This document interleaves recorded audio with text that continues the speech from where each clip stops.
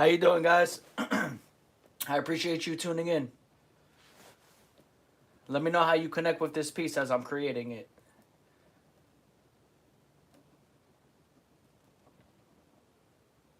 Either with a few likes or let me know in the comments. Or subscribe to let me know you enjoy this piece or you connect with it.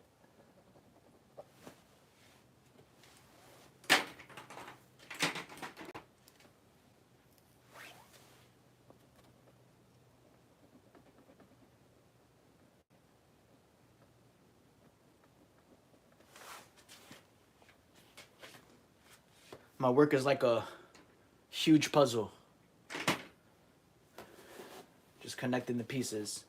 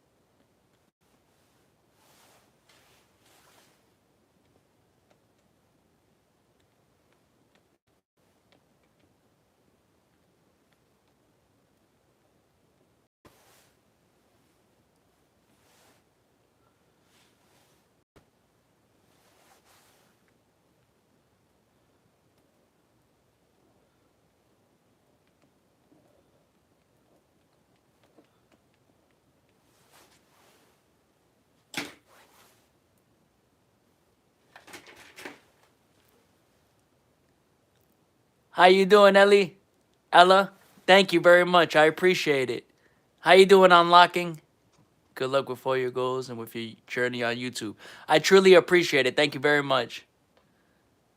Very awesome artwork. Thank you, Unlocking Paradoxes. I truly appreciate the love, guys. Honestly. I, I honestly appreciate it. Thank you. I hope you continue to enjoy my journey and enjoying the behind the scenes of me creating. This is like just a part of my creative process.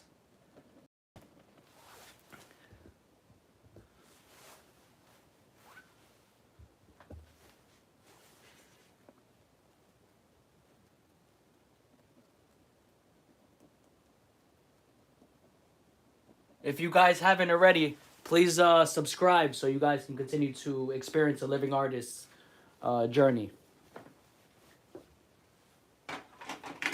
I'm not dead yet.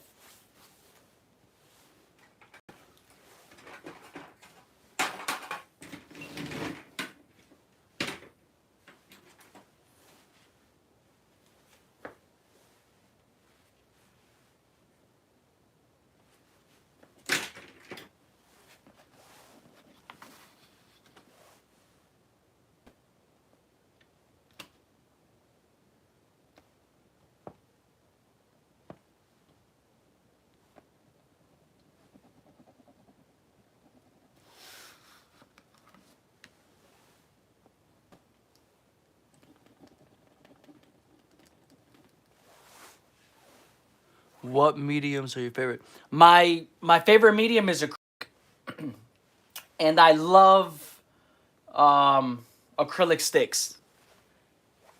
Those are my main mediums. I'm most comfortable with acrylic and paint sticks. Um, I do want to experiment more with oil paint, but I'm gonna do that as time goes by. Acrylic is my strong point. Every other medium, basically my strong point. So in my paintings in general, like my canvases, my large scale canvases and canvases in general, I use all types of mediums in one. What you're looking at now is me just creating different intuitive pieces on the spot based off of my current emotions, my current thoughts, my current flow. So you're not seeing a depiction of every medium within this. Sometimes I might take spray paint, a lot of different mediums onto, but right now my focus is just getting out my thoughts quickly with my acrylic and gel sticks, ultimately. But in time, you'll be able to, like next week, I'll be getting in some canvas rolls so you can see, experience my hold on one second. My full process as an artist, and how I go about that, and how I utilize a lot of my sketches along my journey to create possible pieces pertaining to each piece, and taking elements from each piece and creating a piece based off of my emotions at that time. So I enjoy doing mixed media as well. Basically, I would consider myself a mixed media artist in general. So I don't just use acrylic. You know, I use acrylics, I use markers, acrylic pens. I use multiple mediums in my painting. So overall, all of my works are basically mixed media, in that sense. So you can say that.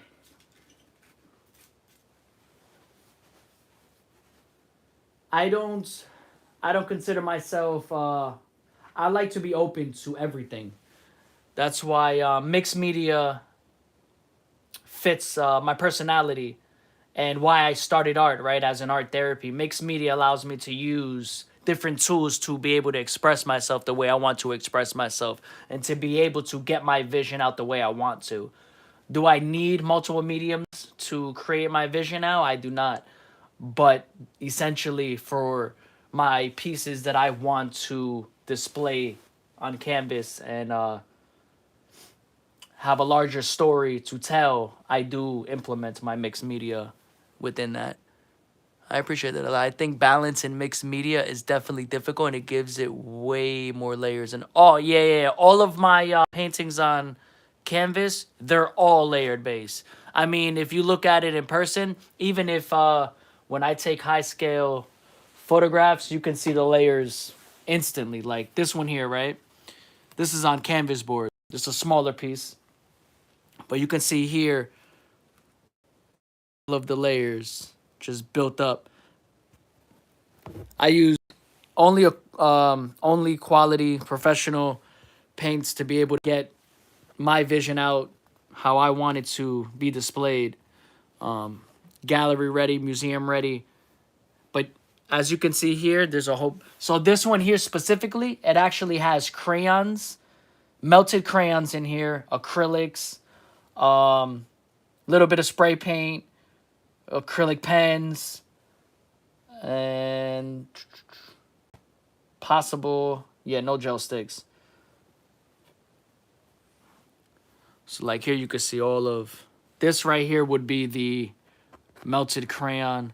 I don't usually use melted crayon, to be honest. This probably would be one of those pieces where I just decided to do that. Normally I would make that drip with just acrylic paint. But in this instance, I decided just to do that, just to test it out. But truthfully, I usually just stick with my acrylic doing that drip. But this one's a newer piece, but it's a smaller piece.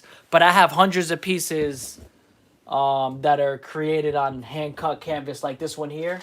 hand cut from larger scale canvas rolls that I hand cut myself, that I will be putting on my website once I relaunch. Basically, I'm just archiving everything, getting everything in order by series, by collection, and currently I've just been creating as I get my thoughts right and get my vision how I want it. And so currently, that's where I'm at.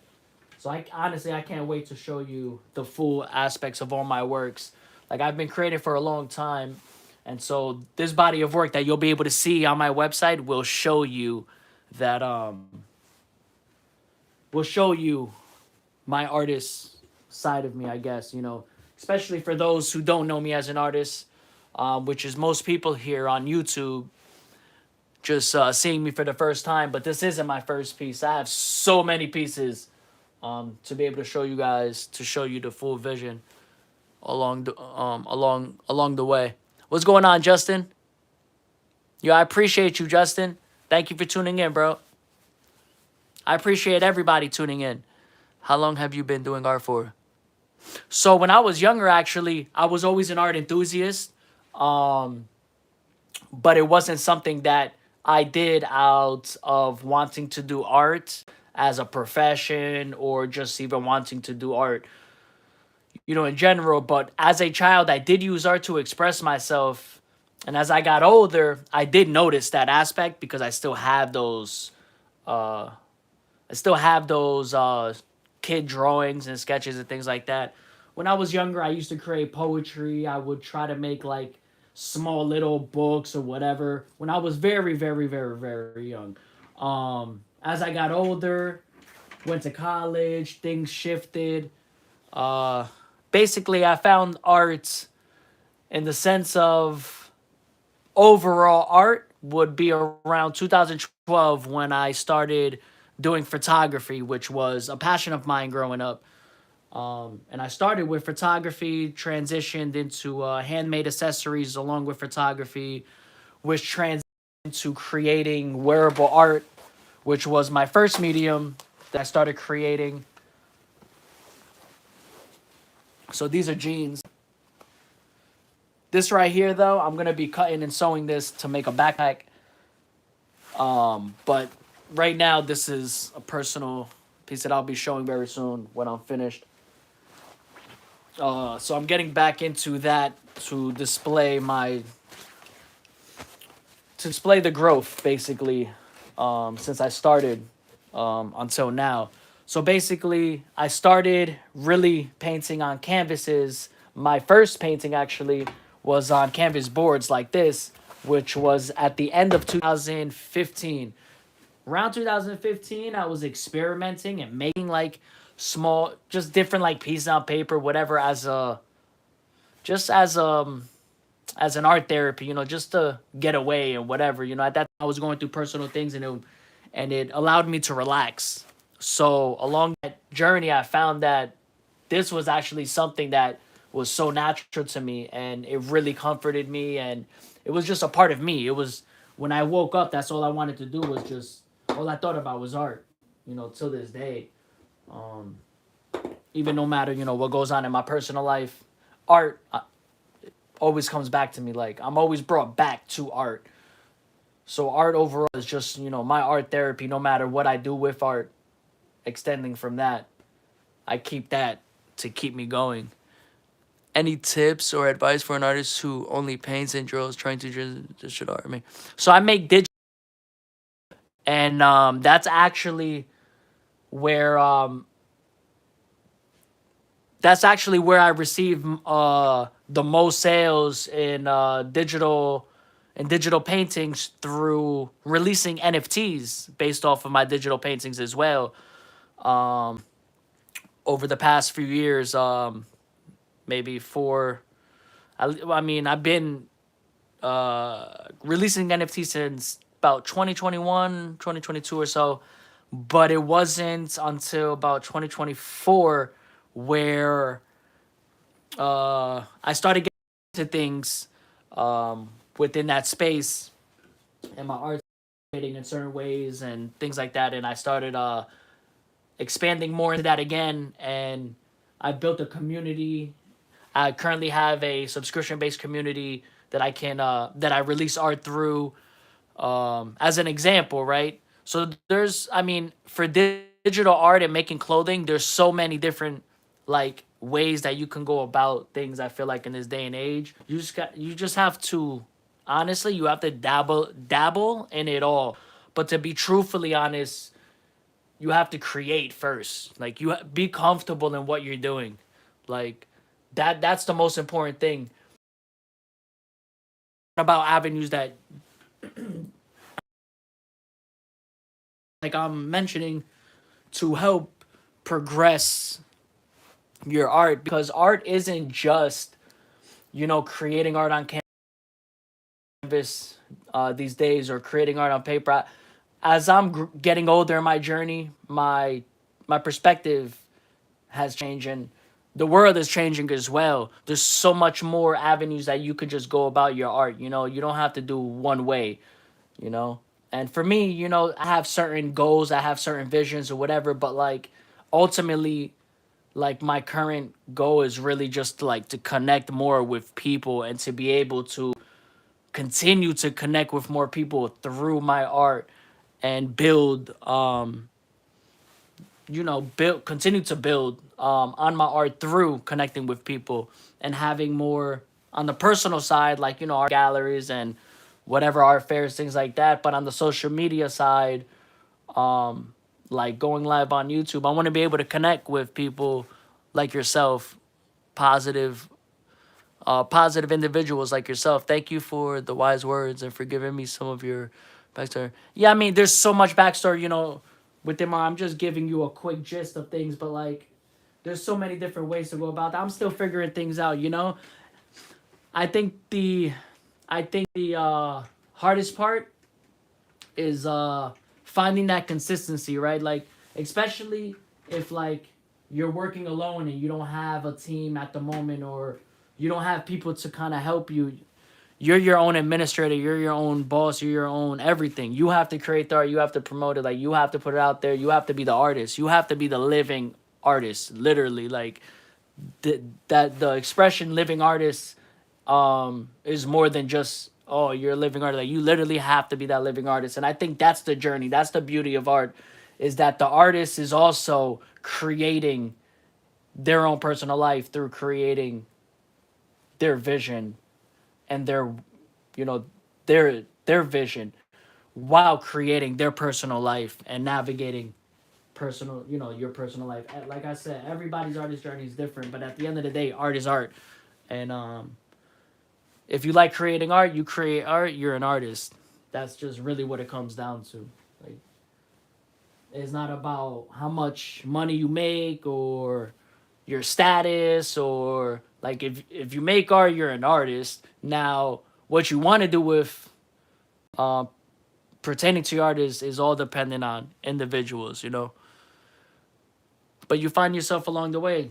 And certain back in the day I don't want today. Like, my purpose, my why of why, changes. Like, my why would never change as to why I create. It's always an art therapy. Even now, this is an art therapy. Me speaking about my art through my art, it's helping me, figure out even more of why I continue to, what's my purpose, right? Like I said, my why is always going to be creating for the purpose of getting through whatever I need to get through in that in that current moment of my life, or whatever it may be, right? Art for me helps me, is like my religion. It's the way, it's how I learn. It allows me to,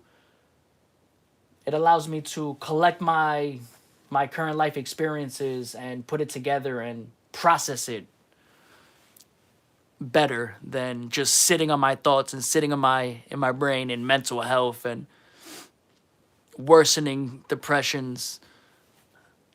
Very true, because art is very subjective. To one person, it may be a masterpiece, and to another individual, that same painting may be exactly repulsive. But either way, as long as the artist is staying true, exactly. I mean, at the end of the day, uh, art is all subjective, right? So, like I always say, like, even if you like the certain artist, right? you liked, or let's just talk about my art. Let's say you didn't like this piece, but I have hundreds of pieces, right? So when you look at everything as a whole, and you like the artist, for example, let's say you like me, so you're looking at all the works. You're like, oh, I like, this or that, but I don't like that. I don't connect with this because everything's subjective. So if you don't see what you need to see in this, you might see what you need to see in another piece. But my thing too is that even with myself, however I feel today when I look at my piece, I might not feel that same emotion months later when I'm talking about that same piece, right? Because my experiences have changed. It's shifted. That current moment, I might be in a different place than I was when I created this. So it's like I'm looking back at my past and examining, my current. Where am I at now versus where I was when I created this, right? It's kind of scary looking at your own work back in the day and to find elements in certain areas of your paintings that you're still working on, right? Because for us, it's for me, it's a living journal. Each piece is a part of history. So for me, it's all personal. For the viewer, it's just art. And then for some, it's personal to the viewer as well, right? Don't judge an artist off one piece. Judge the whole collective art. So my thing is, so you aren't superficially experienced. Exactly. And I agree with that. Like, not to go so deep into that, but as an artist and then as a fan of art, and even then, I think if you're an artist, you have to learn how to be, along your artist journey, you have to learn how to be your own fan first, because if you're not, you're going to let the outside world dictate how you're creating, and you'll never get to a space of flow and zen, to where you're just creating based off of that intuitive moment. You know where you're going with your painting every time. And then everything else after that is just building, it's growth, it's experimentation, it's learning other things.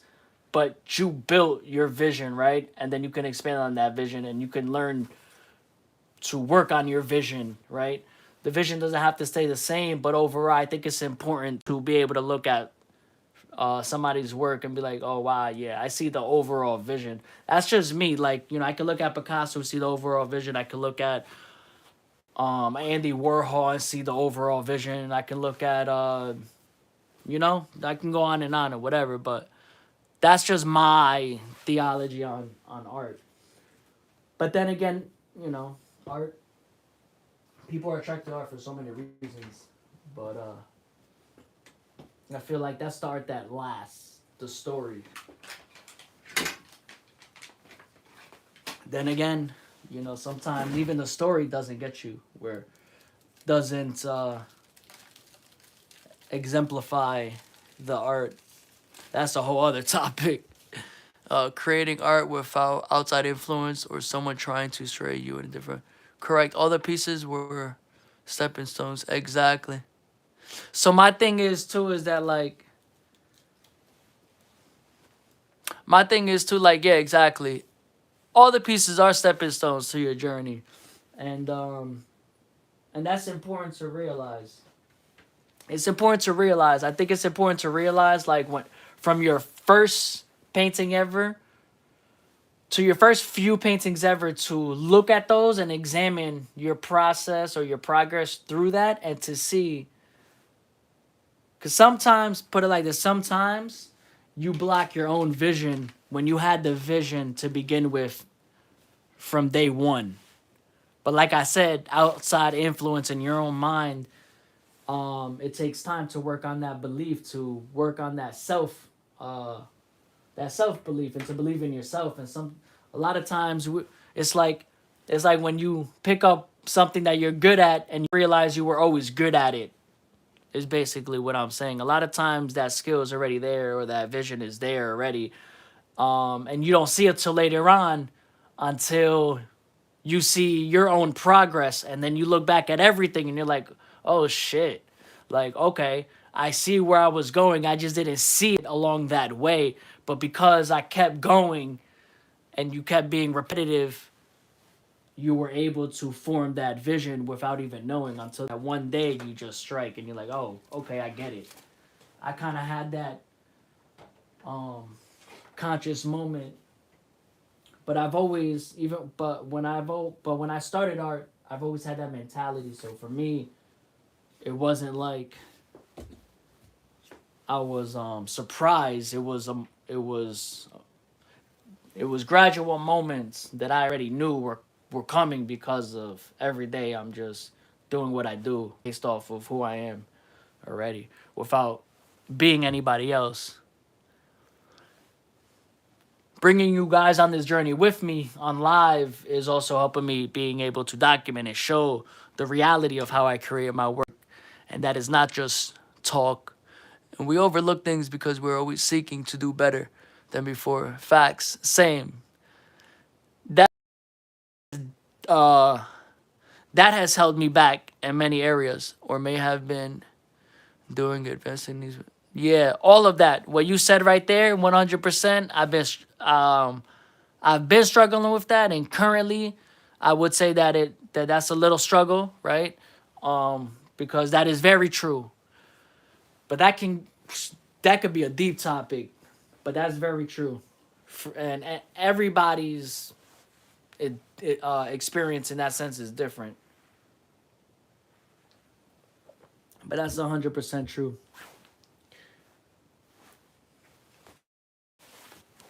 Like, art is one of the only things that is created alone. In like this form of art, right? The art literally has to sit by themselves and be comfortable with themselves to be able to create a piece.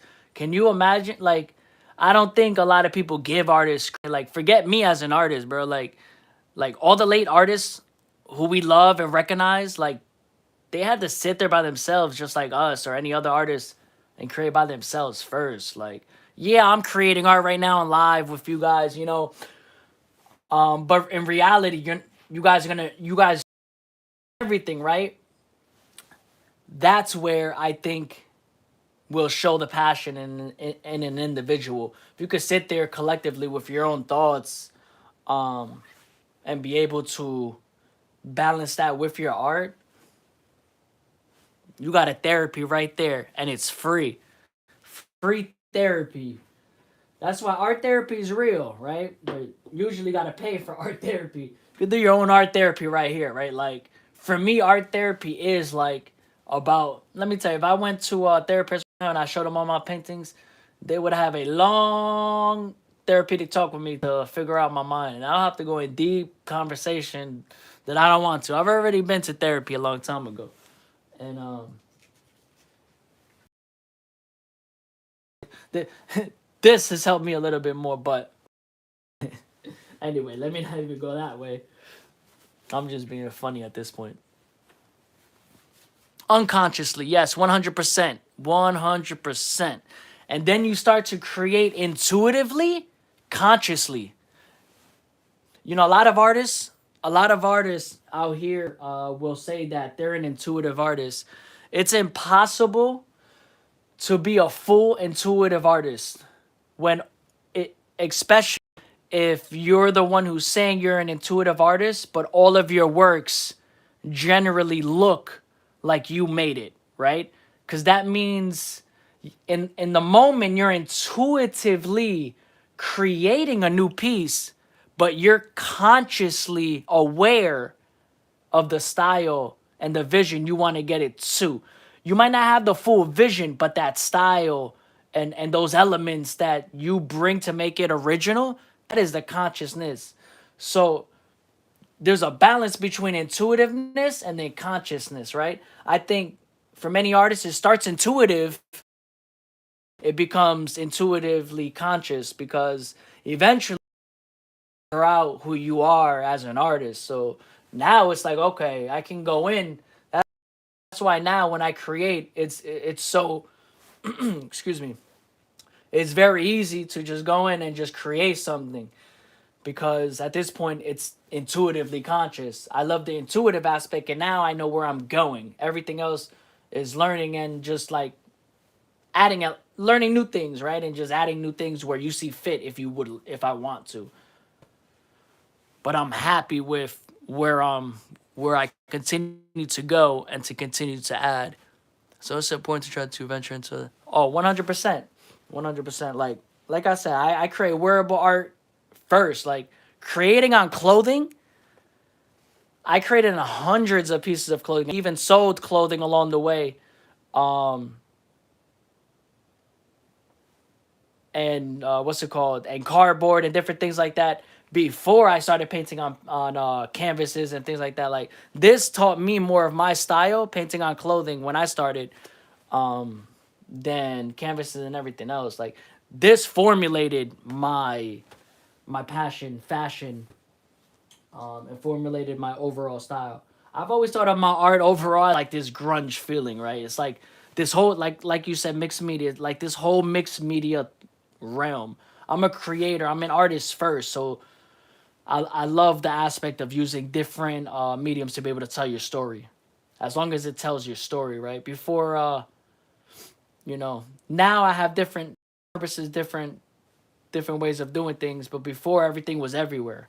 Now, when I create things on clothing and canvas or whatever it is, it all to reflect me at the end of the day, and not disreflect me and then a little bit of something else, but this all reflects me. You know what I'm saying? Like, no, I want it all to be like one. Like this hat that I created.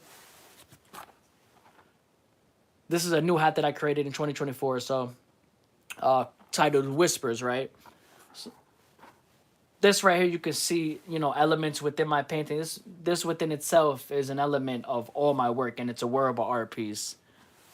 It's not based off of another design aspect, right? I use my shapes as a design aspect within my wearable art as an element of design, even though the shapes were originally there for pieces of my soul, like pieces of our soul, puzzles of our life. But for me, because I think in an overall way as well in designing, I see certain design aspects within my paintings that I can put in my, clothing. And because I started with clothing, it's like, I'm doing reverse now. Now, before I was doing clothing, putting on canvas, but then I was creating clothing and then I was creating arts on canvas that were like two separate styles in a sense. So like now everything's kind of combined. And if I do something that is different, that steps out of a little bit out of my boundaries, it will always have elements of who I am overall, but I will always create them like as different collections if they're gonna be like clothing based. Like I started doing in 2020. It's like abstract expression. Yeah, exactly. It's really 100%. So like I call my work a poetic expressionism. That's a term that I created along my journey because I'm a poet. I like to write poetry. So that's that was really my first, like I said, growing up writing poetry, and before I even got to creating art like this, poetry was like my first like real art therapy, a way to really get my thoughts out. And so then along that journey, when I started creating my pieces, in the beginning when I first started creating, I was putting a lot of words and a lot of different sayings and just different thoughts and writings on my paintings when I was first starting out. And so along that journey, I kept doing that and then expanding, putting like my poetry or making art pieces based off of my poetry, and then along that way, actually putting my poetry on canvases now. And along that way, I I decided to call my overall style a poetic expressionism, which, like you said, like how you doing, Crystal? like you said, surrealism, cubism, all of those different aspects. I wanted to take all different aspects of all different styles within my journey and put them all within one. So now, in this time, you'll see elements that were always there within the last like 10 years or 11 years or so, that I've been doing, that are now kind of like all combined. So cubism, you'll see a lot. 100% influenced by cubism, because being younger and always going to museums unconsciously at that point, because even when I first started, I was stepping away from certain styles, right? I started implementing cubism with my like just real expressionism abstract style with different, I guess, character like faces, you could say. And then implementing different shapes, different colors, different words, different lines, and just put it all together to create this poetic expressionism. This like puzzle piece that started layer from layer to layer to express the overall vibe of what a poetic expressionism is. Anybody can be a poetic expressionist. Own term, because I feel like you have cubism, you have all of these styles, but I think, I don't know, for me it's important. Like, I wanted to create my own style, and I think poetic expressionism in time will showcase what that term means as far as style. It's You need to have that poetic feel. The artist needs to be one with the art. It needs to be a feeling from the artist. It needs to be genuine. It needs to be raw. It needs to be from the heart. It can't just be a regular art piece. There has to be thought, even when there's no thought while creating the piece, if that makes sense. Yeah, of course I remember you, Crystal. My bad. I'm over here ranting. It's like, oh yeah, I already read that. Yeah, my bad. I'm just over here ranting. I stopped painting. I mean, I stopped working on this for a little bit.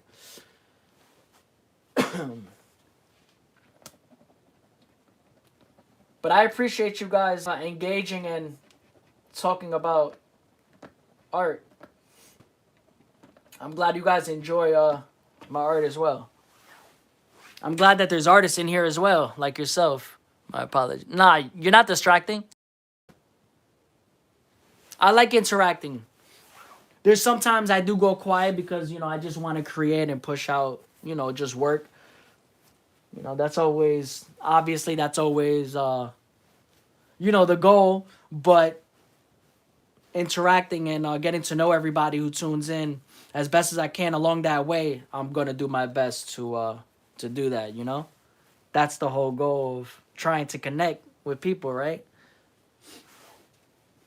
And of course, I'll get better in the live streaming production or whatever. Like, you know, if when the time is right, we'll see if it needs adjusting and things like that. But I like just creating and just some days are light days, like might do this and then might be painting on canvases. Uh, but I'm waiting till next week till I get my canvas in. Or I mean this week. What am I talking about? Or probably end of this week or so. So we'll see what's up.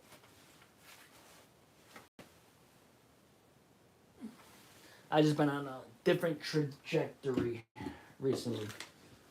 So wish me luck.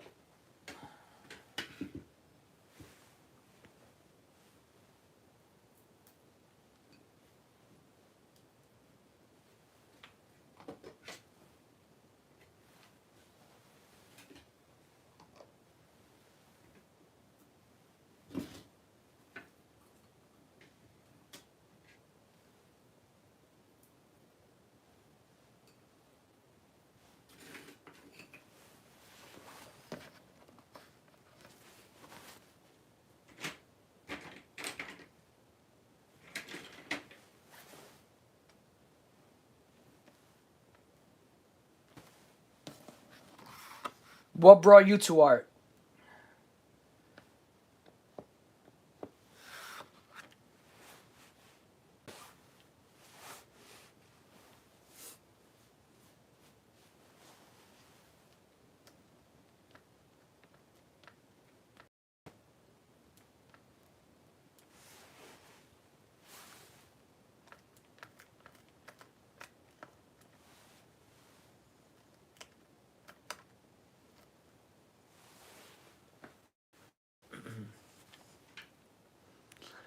I started drawing after. Oh wow. Sorry to hear that. Yeah. I actually had a brain injury when I was younger. I needed something to do because I couldn't skateboard anymore. Damn. Yeah. Yeah, I'm sorry about that. I used to skateboard a little bit when I was younger, but I got into a little bit more when I was older. But I never had the correct skateboard when I was younger. I never knew till I got older. I was like, oh shit, I was using the wrong skateboard. I was using the cheap ones. That's why I wasn't going fast. Or I couldn't do what I needed to do on the skateboard. Do you have any advice for how to keep yourself inspired or how to deal with writer's block and just not having, or just how to create whenever you are down? I feel you on that. I'll put it like this, like I go back and forth between skateboarding and art, but both are like a therapy. Okay. Well, that's good. I mean, whatever whatever calms you like at the moment, whether it's gonna be art or whether it's gonna be skateboarding, like that's really the most important thing. Like if at a certain moment you just want to do art, you just do art because it calms you. If during that moment you're doing art, you're like, you know what? I want to go skateboarding now. I'm gonna go skateboarding. And then you know what? In the middle of skateboarding, I want to go fly to the moon.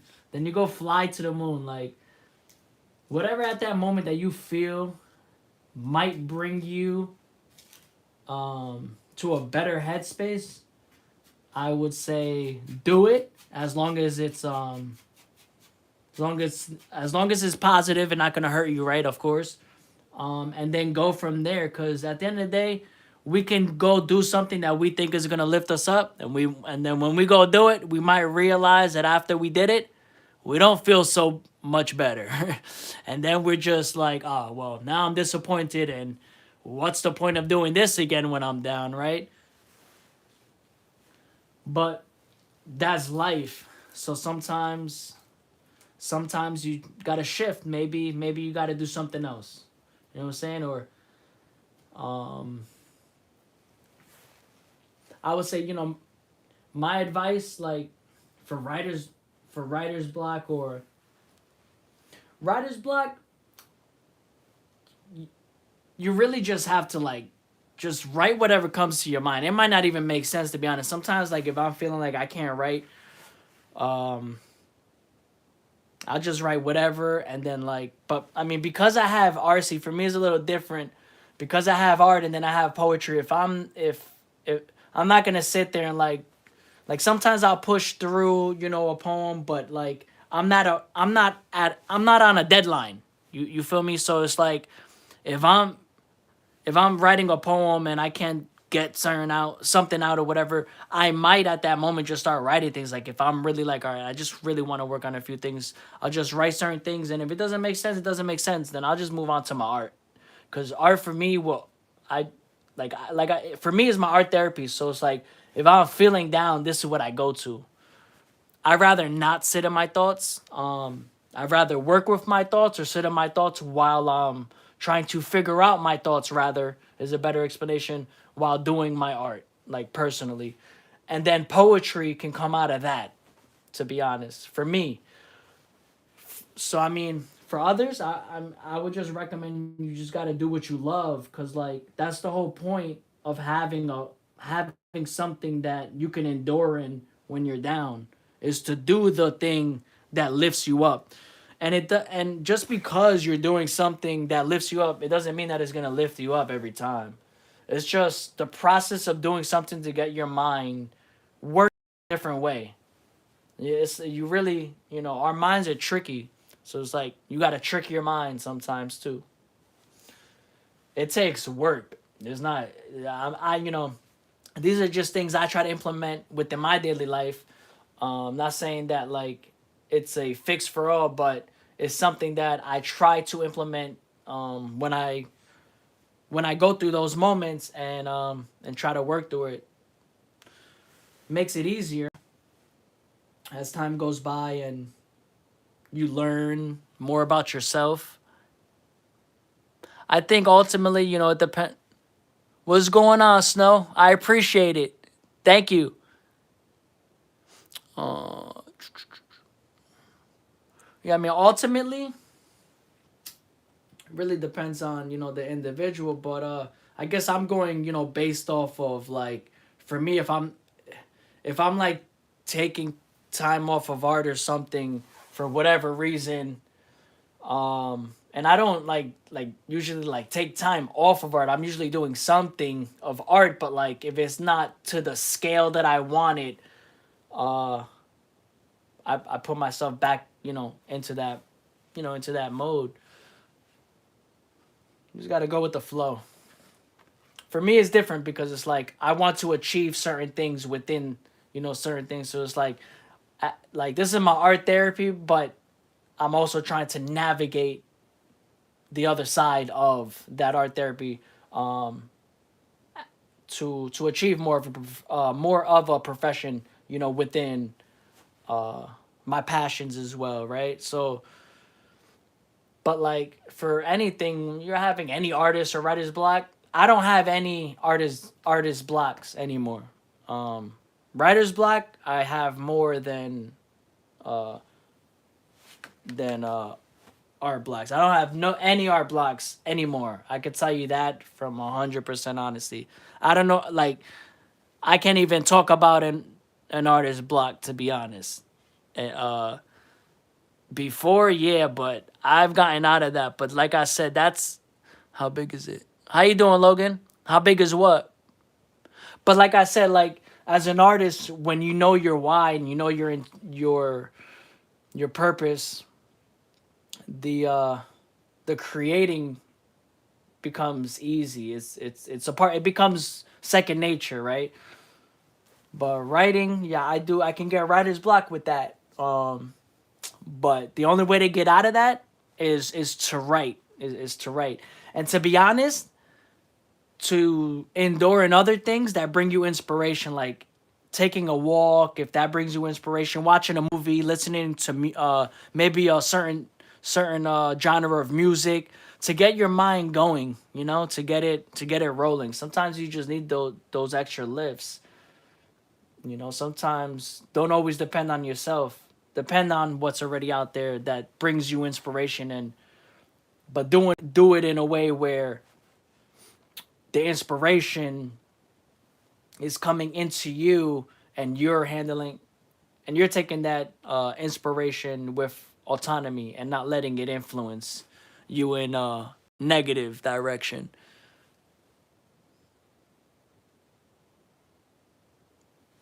But it's all a learning process.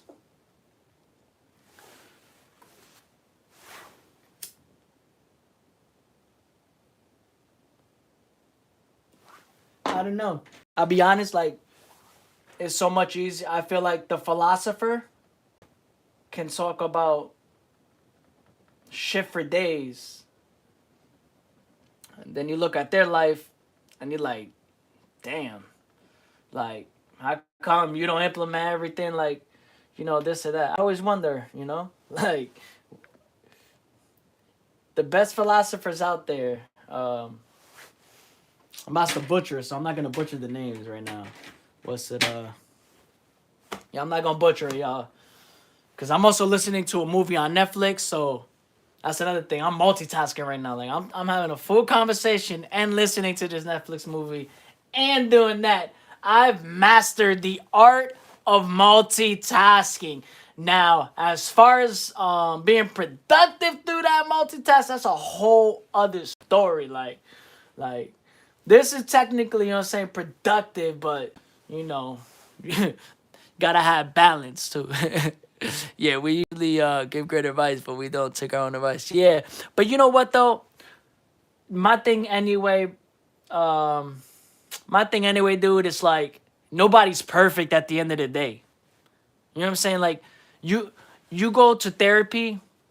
Don't go to therapy and expect that the therapist is perfect, right? Everything they tell you is perfect.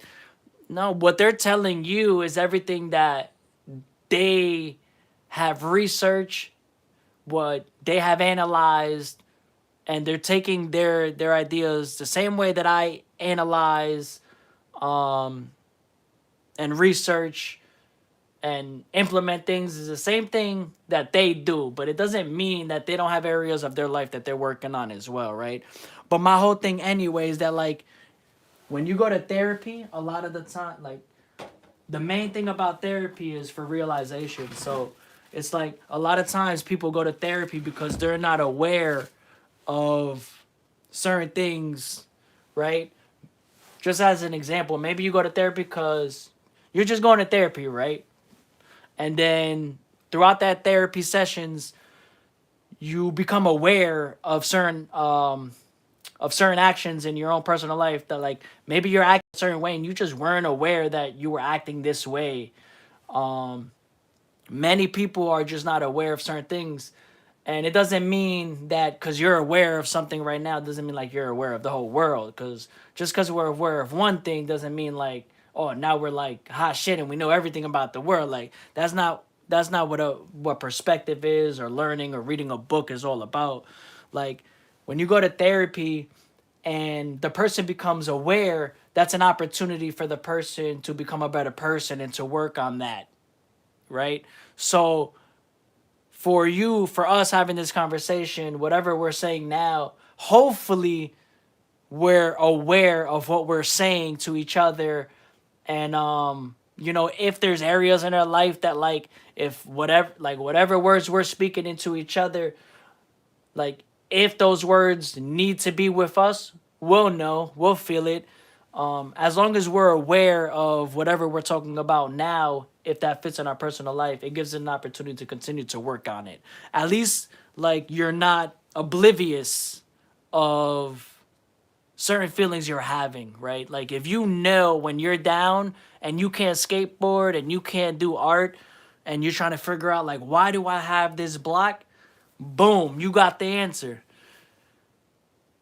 You got a block, you won't do it, and you're aware of it. So now the only possible solution is to just do it and see what happens. Because if you're not doing it, you already know the answer. Nothing's coming about it. So if you try and you don't feel any better, when you don't feel any better, but you tried. Like for the amount of people who don't try and then have an opinion is beyond me, bro. That's why as I get older, and I'm still learning. I'm still learning to be more in tune with this, but like not giving a fuck really what like anybody has to say, or like what I'm saying, like as long as obviously you're doing right by yourself, and sometimes we do need other people to help us through the journey, but my overall thing is like you're an individual and you're allowed to be who you are. You're allowed to say things that are fucked up and tomorrow say, yo, my bad, I didn't mean that. Like I realized that it was my mistake. I learned from that situation. That was immature of me, and you're able to move on. If the other person don't want to move on, they're still at an immature age, and that's not dependent on you. That's dependent on where they're at in their life. But that meant that like at that moment in life, you realized, you were conscious that you keep doing this and you're trying your best to correct these actions, because learned behavior is not fixed overnight. That's a fact. And that's the issue. Is that everybody wants things fixed overnight, and when it's not fixed overnight, you got a problem. And when you got a problem, nobody wants to be around for your problem. Not But like everybody got problems. Everybody got issues. It's just you can't deal with, saying, for example, my issue, but you want me to deal with you. You can't deal with me, but you want me to deal with you. So how about I'm just gonna deal with me, and if you can't deal with me, that's on you. but I love you and I understand you. I have empathy for you. Um, but I don't need to like let you put me in a space to make me feel like I'm not trying to grow. You know what I'm saying? I mean, it's really that simple. Like it really is that simple, and then implementing, try to implement that in your own personal life. You know, the best way you can, the best way you see fit.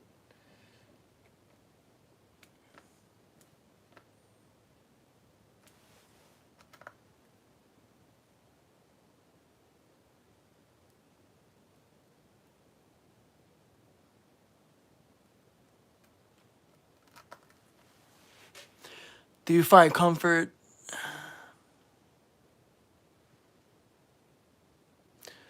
Yeah, I find comfort in multitasking because it gives me that yeah, it just gives me that comfort level. I guess it gives me that what's it called that company. You know, because when you're doing art anyway, it's like I don't know. I guess for me though, I've always kind of been like that, and that's possibly due to like being, you know, having ADHD or whatever, and just like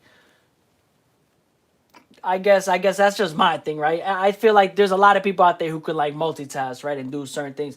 Now you got to be productive though within those multitasking things. I'm not gonna say like there weren't times where I'm multitasking and it's just taking more time to do the task at hand. You know, I mean, if you got time, then hey, do what you do, bro. Like, but I always usually like have something, yeah, going like in the background. I'll be honest, like if I'm able to, usually do, and that just keeps me going. So what? Yeah, I don't know. I guess that's interesting, right? Like I like to meditate, and I could be stronger in my meditation practice. But I always try to grow on that aspect of my life. Like meditation is supposed to, you know, it's help us sit in our thoughts, and it's helped me so much. But like when I'm doing activities like this, like this is my meditation. So like I don't try to think too much about it. Like I'm not judging myself for listening to music while I'm doing art or whatever. Like I don't have to be quiet doing art. That's the beautiful thing about doing art. You could do whatever you want creating your art. And I like that. I do stuff like that. It's why I used to play multi.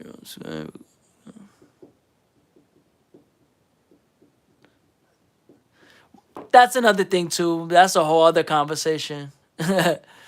I mean, there's sometimes you know, we can multitask and feel like we are getting things done, but in reality we're not. Like it's a whole different thing between feeling and then not doing it. Like when you're in the mode of feeling, and sometimes I think like I think I can feel like that as well. Um and you're like, oh shit, yeah.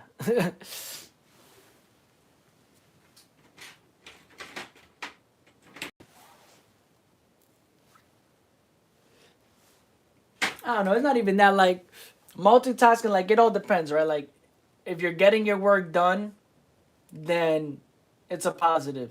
But if like you're multitasking and you're realizing maybe you're taking longer than you need to because of the multitasking, then maybe you need to, you know, fix the type of multitasking you're doing.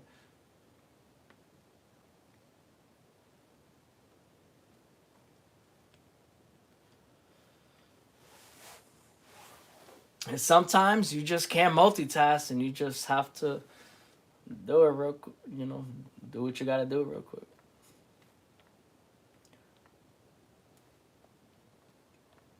But I've never been in a situation though where I can't multitask though and create art. So I don't, you know what I'm saying? I can't really like, it's never gonna happen. It's just, it's one of those things where like I could talk about that, but it's never gonna happen though. Ever. That's funny though. I mean, I mean, that's OD. Like, that's why I said that, like, I don't know. I don't think I've ever played multiple games at once. Maybe growing up, whenever I first started painting, drawing, I would start. Okay, well, I've done that.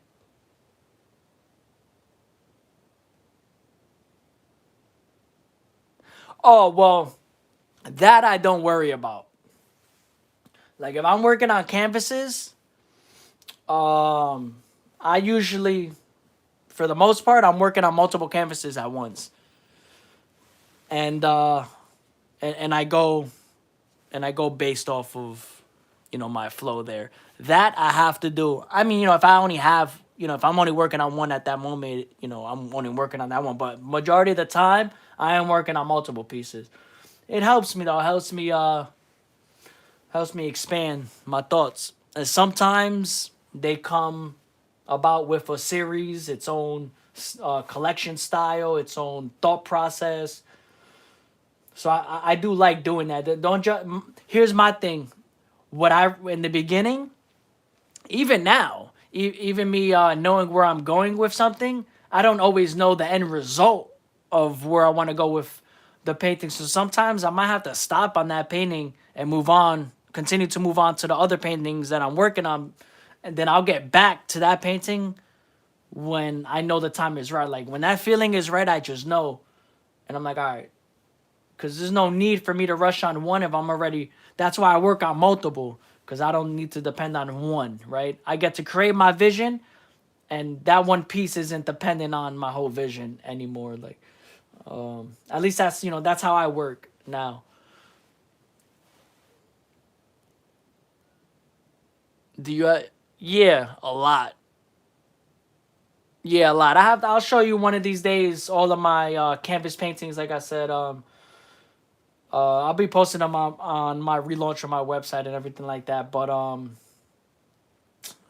yeah, one of these days I'll show you like a whole bunch of different canvases.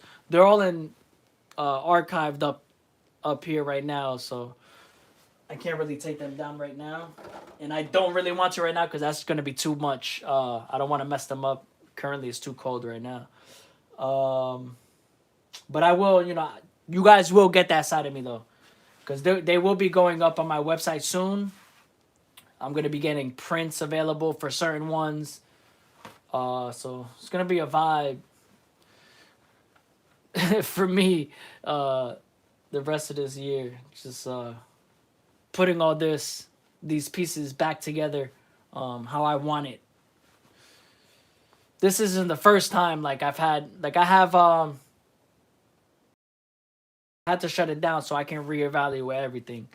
Um, and that's just a part of my story.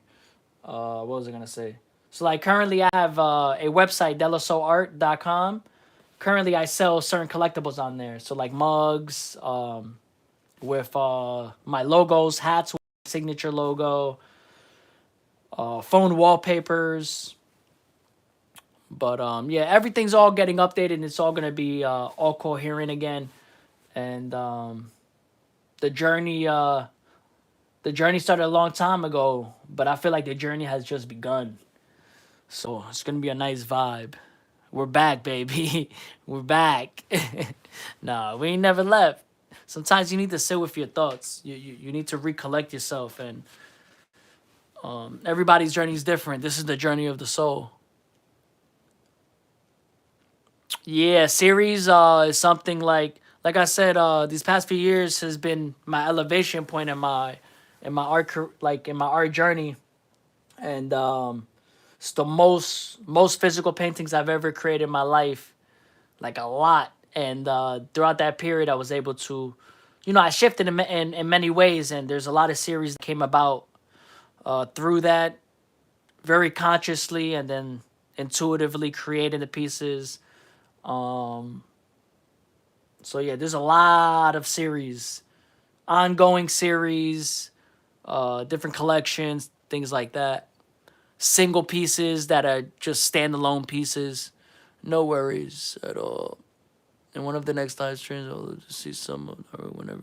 Yeah, of course. Like I think I showed you. I don't know if I showed you this one, but like this is an example of one large one that's on the wall right now.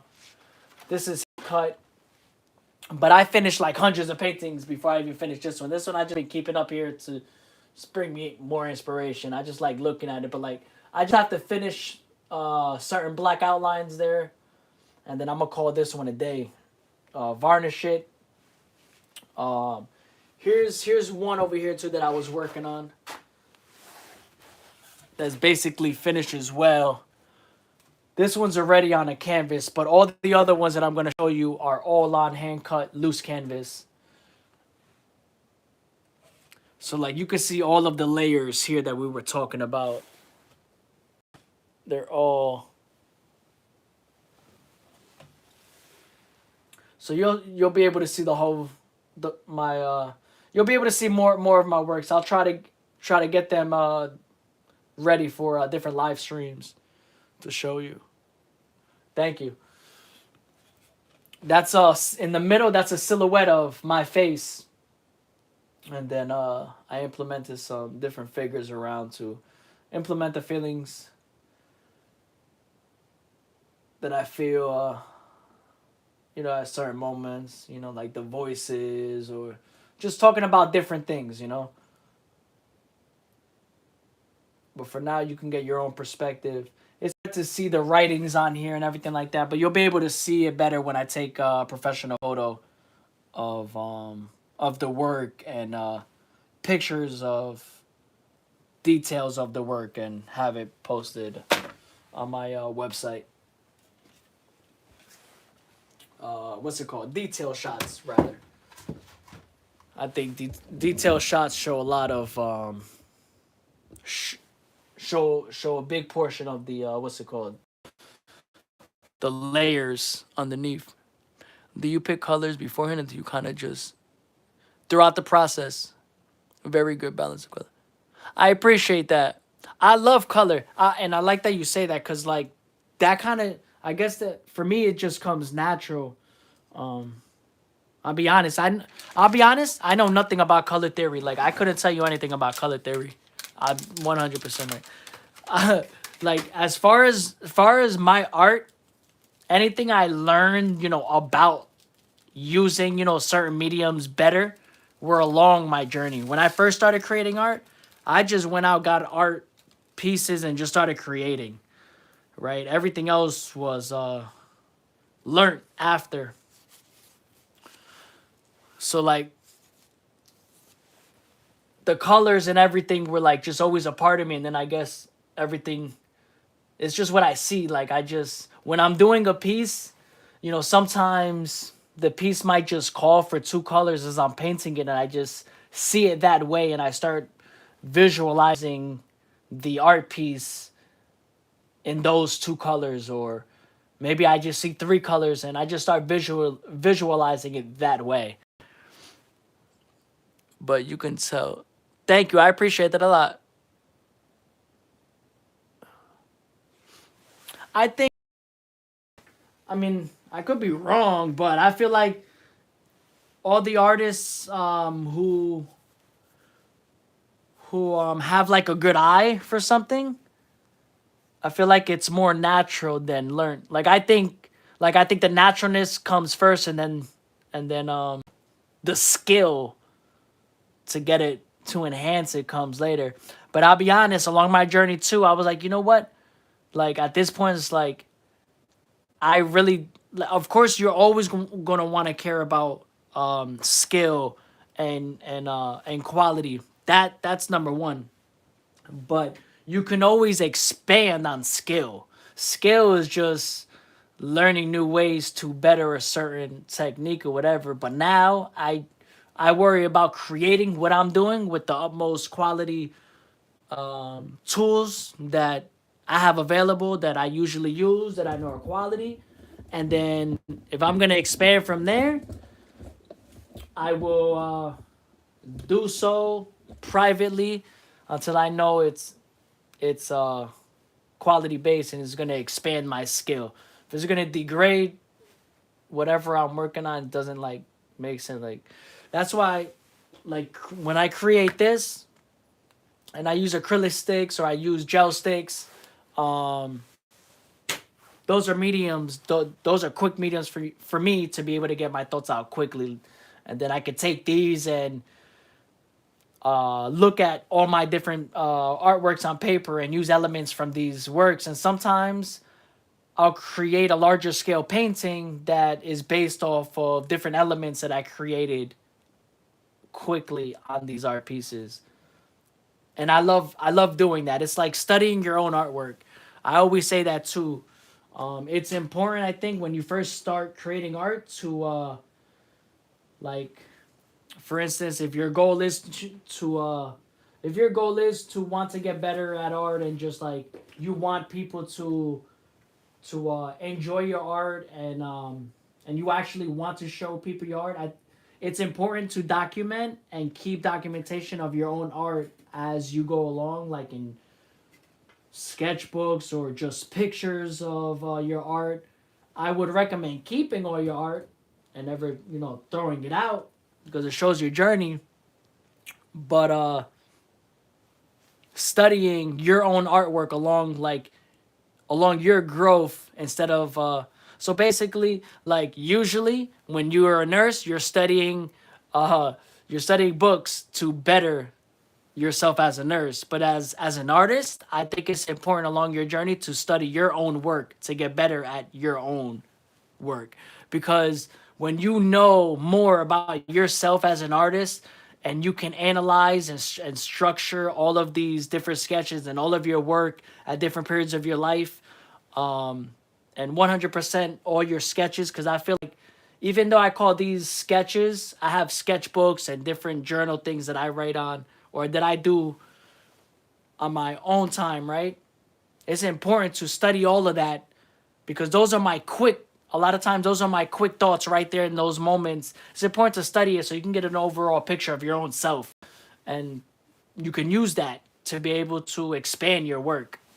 Because when, as an artist, if you're studying other people's or other artists in the industry, more than you're studying your own work, you're gonna end up being like them.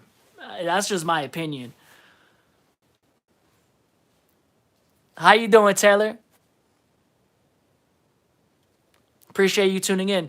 And honestly, like, my theory anyway, if you don't think, and I'm speaking from a place of, like, if you really, like, are in tune with your art, and you just kind of want to be original, like, build your own style and things like that. If you don't think you are equivalent to a Picasso or any top artist, I feel like you're doing yourself a disjustice, because Picasso didn't wake up one day and know he was gonna be Picasso of today. You know what I mean? So it's like, who is anybody to tell you who you are not, or like, and who you are? I think it's important anyway, like, not to be arrogant about it, but to keep that for your internal growth, to realize that, like, yeah, I'm important and I have things to say, and throughout that process, I'm going to create my world, how I see it, and eventually you'll have your own style. As long as eventually, I feel like all artists should eventually gain their own type of flow or rhythm. But like I say, I mean, it depends on your style of art, though. Like, but or your journey of art, rather. But I'm just ranting, though. I'm just ranting. Have basically, yeah. Just have confidence. Yeah, exactly. Have confidence in yourself, and in your abilities. But also, like, what I meant more so with the studying aspect is really more so of, because sometimes we forget, right? What, like, especially our sketchbooks or things like that. So, like, we'll do those small things. We'll keep it for ourselves. A lot of people just throw them in their whatever drawer and things like that, and they'll just work on things or whatever. And time passes by. They go back and look at their older stuff, and they start getting inspiration from it or whatever. But, like, you should be doing that. I just feel like along that journey, because it just helps for me. It helps build your overall eye for yourself to be able to look. But I mean, that's just me. I mean, and then also you can build on elements of older stuff, especially if like you've grown more and you can add new things to make that thought better now. So yeah, I mean, at the end of the day, it is. I guess it's just like really just being about confidence.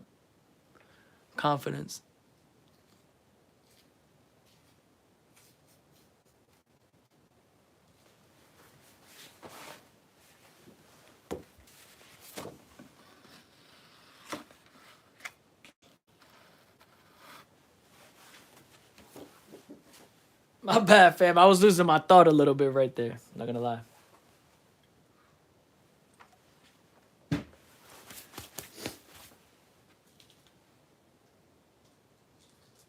You ever just lose your thought? Maybe not. I don't know. I mean, I'm a different breed, so. Let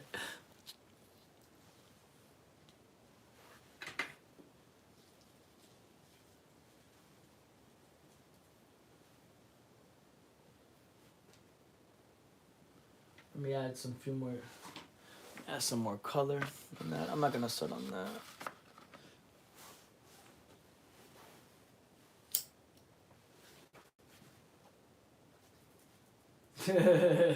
I like this. I don't even know if this is a show. Yeah.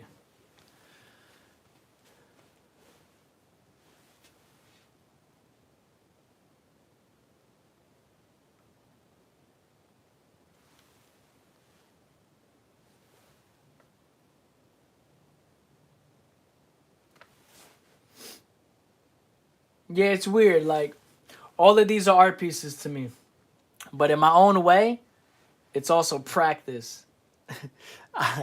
In a weird way. You know what I'm saying?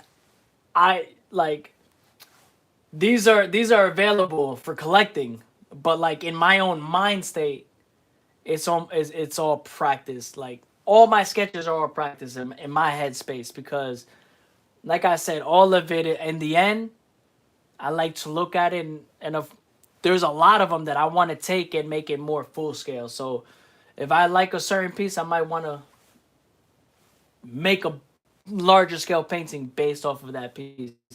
That's something that I started to implement more within my journey. That's why I mentioned the sketchbook and just looking back at your work because sometimes there, not even sometimes there's hundreds of pieces that I have that I know that I can make a larger scale piece that would reflect these pieces in a different light.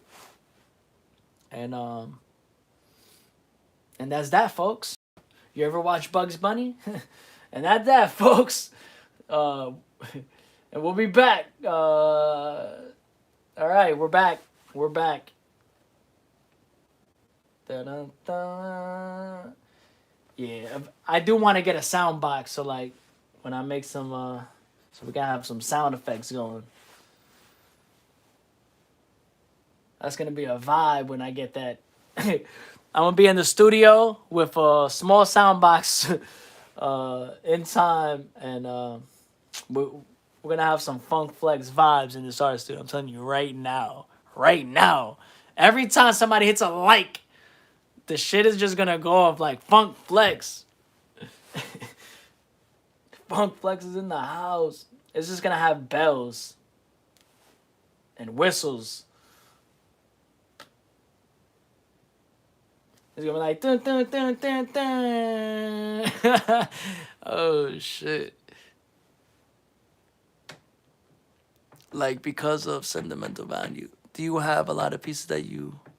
Yeah, everything is for sale. So as soon as I get everything archived again or whatever, everything is going back up for sale. But as well, there's a like I'm taking everything and professionally archiving it to send to different art galleries, and then also there's future plans that I plan on, hopefully doing with my continued art, that I have, and all of the art that I continue to create as well. But I'm working that out, day by day. But that's the current ongoing mission.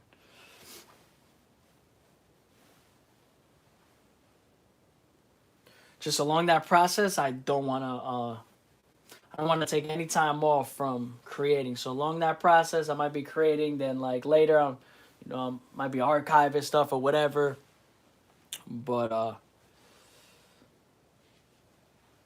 that is the next goal, to have everything like sorted out in different ways. It's gonna be a journey though. I've only sold a few pieces throughout my journey, but everything consistently now will be in a way where everything is officially for sale. Like, I've been very sentimental and very I don't know the right word to say, but I've been very what's that word? I've been holding on to my art delicately. Let's just put it like that. Because when I put my story out this time, going like in my time of life going forward, I want the story to be what it is and continue from that. You know what I'm saying? Like, my whole journey up until now, I want it all to be documented to the forefront, um, with no riffraff, no whatever. Like, all put out, and then growth from there with different projects and different things that I want to do and accomplish. But the most important thing for me right now is to be able to, for everybody like yourself, to be able to see everything like a museum. And obviously on my website. And then for me, these are other things that I have to do on my end physically. Like, for you guys, everybody who wants to view my work, it's going to be much easier to look at everything instead of going on different social medias and seeing different, behind the scene works or poster works or whatever. So it's going to be nice.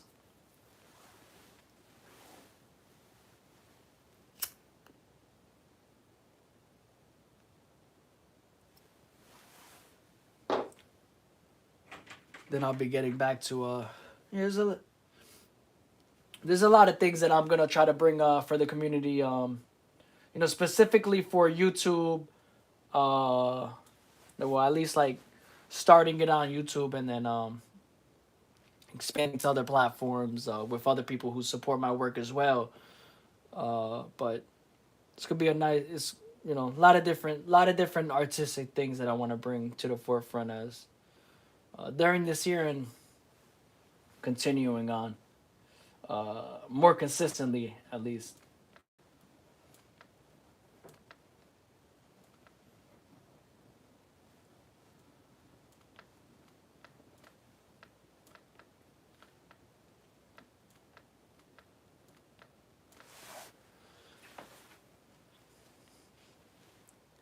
Will you have prints available? Yeah, that's the goal as well. I'm gonna have prints available of everything as well, and then also, I mean, even now, like, uh, if anybody wanted prints of any piece that you happen to see or whatever, if the prints are available for that certain piece, I will offer them. Uh, they're all limited edition, so it's like, I mean, it depends on the piece or whatever, but um, for example, yeah, they're all gonna be limited edition, signed, numbered. But for most pieces, I want to have prints available, but then there's gonna be certain print drops that I'll be doing for the first time. I just have to get that in order, the way I want to get the print drops in order and things like that. But as far as having prints, yeah, for any piece, as long as it's available, most definitely. But like I said, on the website, everything like that, it would be easier. Like you'll be able to see certain things like that, and then you'll have my direct email. Right now, I mean, anybody can email me at delosoart@gmail.com for any art inquiries. But like I said, my website will have, other ways to do things as well. But my email is always obviously a great way to connect personally if it needs to be, depending on the art, right? I'm gonna have clothes available, different, all different types. So basically, a mixed media art gallery. I'm a comedian by night. No.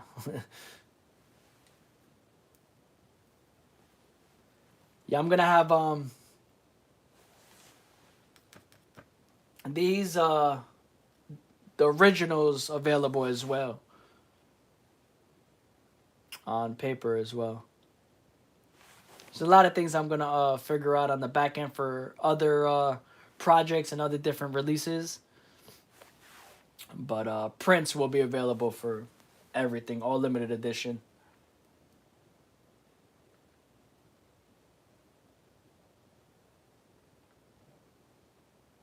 But I have not done an official uh, print drop of like an official piece yet. But I see that more as, like I said, like a print drop. So that's kind of like different. That would be set up in a different way, I presume.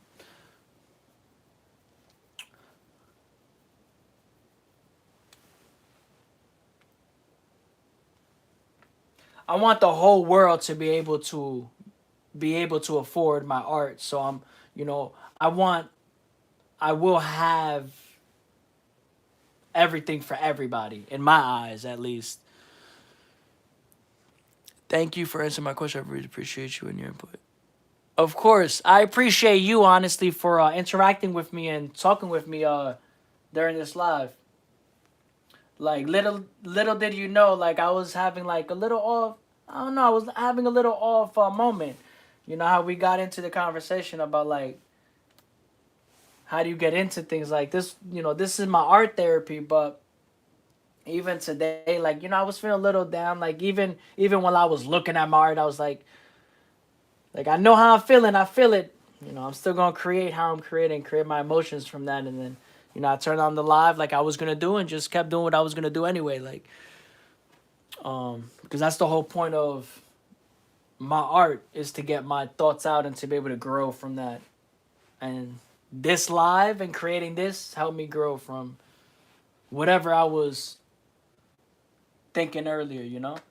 So I appreciate you. Thank you for tuning in. Thank you for vibing out. It was a good conversation. One thing too that I mean, I'm not gonna go in depth with that right now, but these are the blank ones. But I have a lot of trading cards release. Oh snap! A lot of trading cards releasing. A lot. I mean, a lot. Oh snap! Let me pick this up. Yeah, I have a lot of trading cards releasing, so that's gonna be a fun one that I've been working on for a couple months now. I have a lot of different ways I want to get that out to people who want to collect my art as well, or just want another collectible option. That's gonna be fun to get to you guys. But I also want to do a giveaway on YouTube specifically when I reach a certain subscriber amount and I can get everybody engaged and give out some trading cards to everybody who's been supporting in a giveaway format. It's been very meaningful. I'm glad. I'll always remember this piece and this video. And this video should be up publicly on my page. So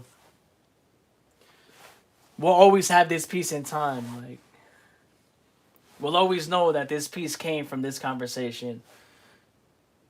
Simple, yet colorful, yet deep, yet intense. But what I like to say is that my art from the beginning of when I started was this dark evolution into the light. And I realized that I had to embrace my own darkness and what I deemed dark at least, and embrace that to bring that light out of how I'm feeling. So like even if something looks dark to an individual and they might be wondering about where my headspace is or this and that, just know that at the end of the day, there is light. Like in most cases within my art. Now you might have that day where I don't want to put a lot of color because that day is just that day for some dark art. But like at the end of the day, the color is that light. We need the light to get to the dark, and we need dark to get to the light. That's the yin and yang. We need it.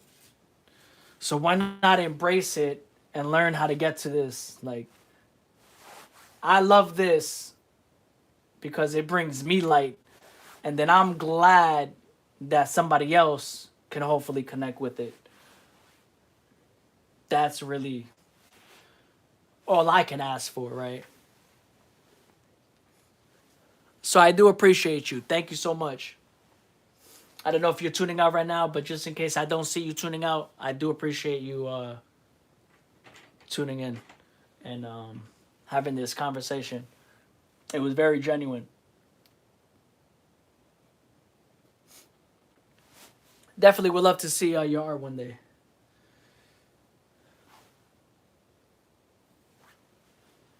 Anybody who's in here, if you're an artist or just want to post anything that you want to share, you can go on my YouTube, on the YouTube community page, on my main channel where I post different stuff. Like you could post like on Instagram or whatever, but you guys can actually post on there, and I'll be able to see the post. I think you could put it public. You might be able to put it private. I'm not even sure. It might all be public, but either way, I'll be able to see it, and the whole community of souls on YouTube uh, would be able to see whatever you want them to see as well. I'm just letting everybody know though. Only positive. If I see negative, I'm taking it off. So I mean, just letting you know. No hard feelings, guys. But if I deem it negative and hurtful, that it can hurt somebody else or whatever, like I'm erasing it. It's just is that's it. Not the place for that. Yeah. Instagram is well. I'm on Instagram at Della Soul Child. But what I meant by Instagram was that YouTube, the post section on my YouTube is similar to Instagram because I can post. That's why I post different photos of different art now. Now I'm utilizing it a lot more, so that's why I say that. But on the same community section, anybody, I opened it up to the public, so anybody can post on my community page as well, with like photos or comments or different things like that. So it's similar to Instagram is what I meant. But I'm also on Instagram. I'm on all platforms at Della Soul Child. TikTok. Um, TikTok, I'm gonna be on there a lot more now too, just like posting more videos and more content like on YouTube as well. More video content at least, and just putting my work out there again more. But on all different platforms to connect, with as many people as I can connect with. To build as many to build a full soul community with dope souls, dope artistic souls who love art, who want to talk about art. A dream one day would man, to have some meetups, art meetups. What, that would be awesome. Well, years down the line or something. I don't know, I'm just throwing it out in the universe. I'm just ranting. But anything's possible. I might just be in your city one day making art. So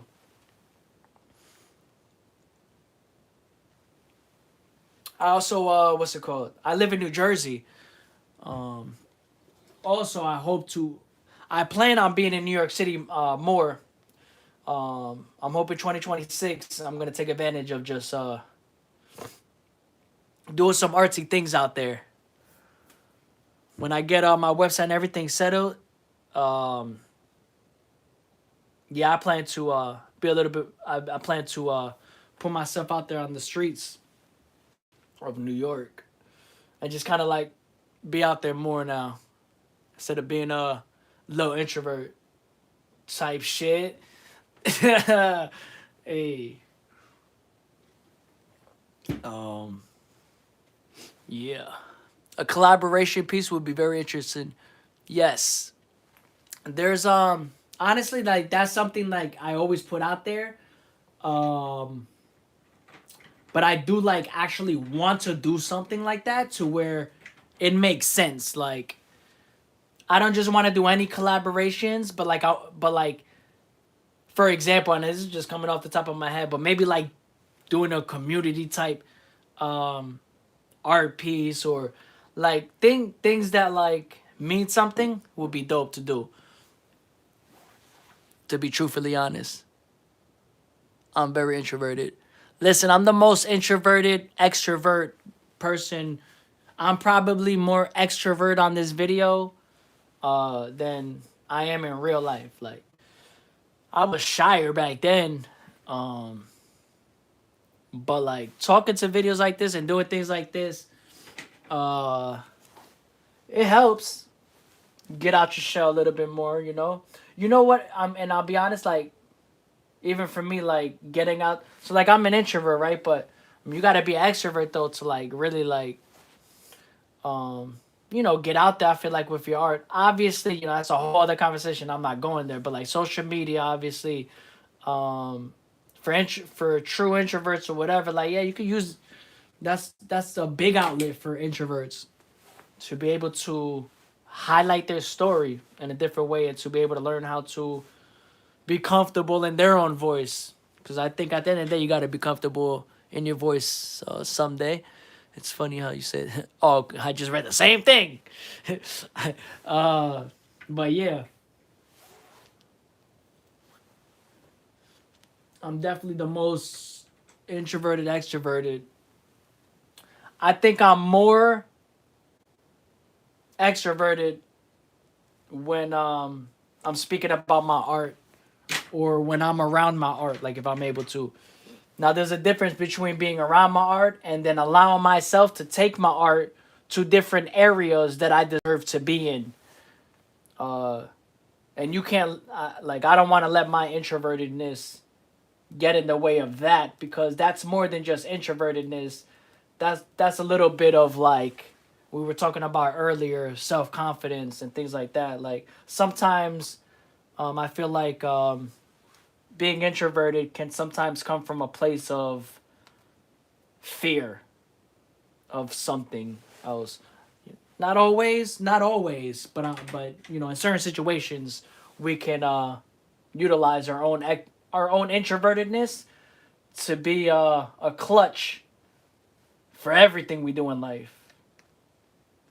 And sometimes we kind of just have to step out that shell sometimes to you know in our own way, in our personality. But sometimes it happens like that and you got to do it or you never get out your own way. Like Tyrese Gibson said, you never get out your own way. I remember reading his book and it said getting out your own way, and it's true. Like at that time when I was going through my spiritual journey, like I said, and creating art for art therapy, and then along that journey figuring it out that this is a passion, and a passion that I connect with others and other people feel me and I feel them and I'm not alone, and I realize like, oh shit, I'm not alone, and now like I'm comfortable in what I create and things like that. It's really because of the people. It's because of you guys. And obviously, I just met you, but like this conversation, you're a part of that journey now. Like, so thank you again. DJ Khaled voice, you the best. Oh man. Yeah, I mean, I think in my past lifetime I was like a comedian or something. I don't know. I don't think a good one. I think like just a aspiring comedian who never made it. But I definitely was a comedian. My father's really funny. He's an actual comedian. So I definitely get that there.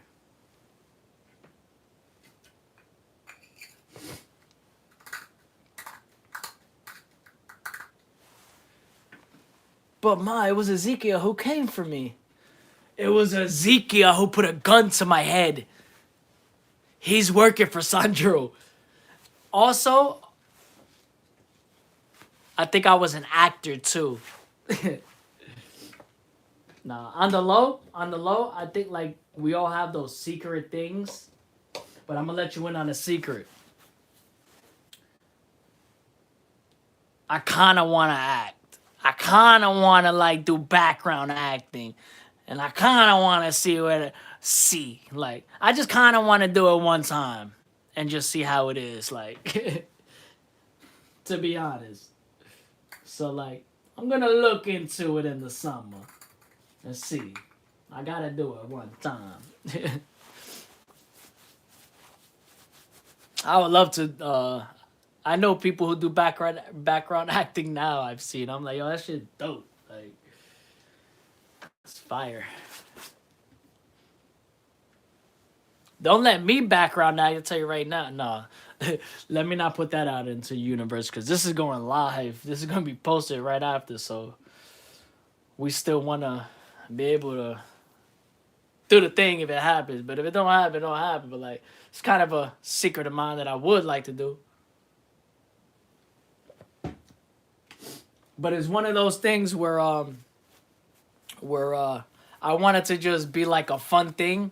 I just like sign up for and it happens and I'm like, yo, that's fucking cool as shit. Like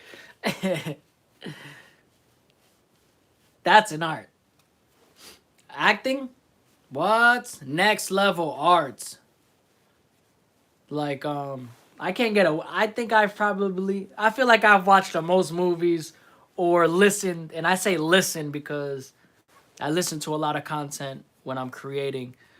So rather than watch it, because obviously you can't watch and then do something else. You got to kind of like create like in a podcast format.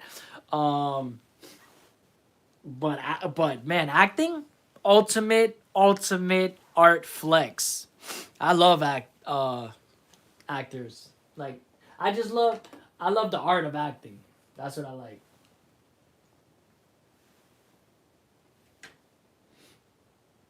I mean, you could be a gangster overnight. Like, man, you could be the most introverted person in the world, go into acting, and become the most gangster in acting. Like, and then go home and start doing a ballerina dance. And then next morning, you're back to being Scarface, talking about, you got my money, eh?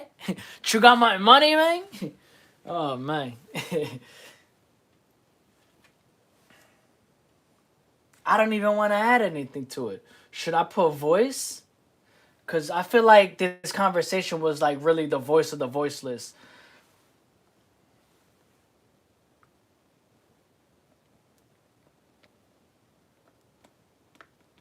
Yeah, I'm just going to add voice. Voice of... I'm just going to do voice. We know it's the voice of the voiceless.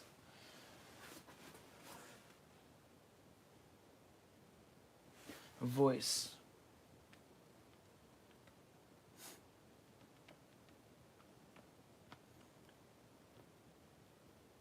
Voiceless.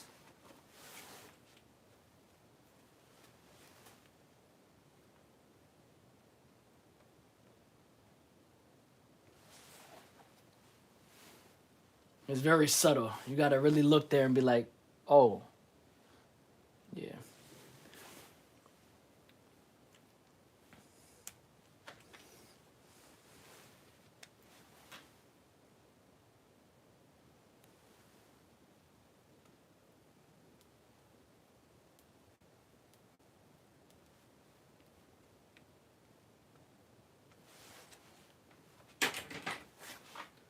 And I think this piece is done. That's it.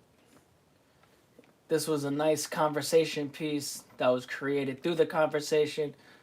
It's not like a piece takes me this long at all to do, but it's nice to have a conversation and make a piece. This happened on my other live, but I made 5 pieces and then we had a nice conversation, a huge conversation throughout this one piece, just like we did with this one.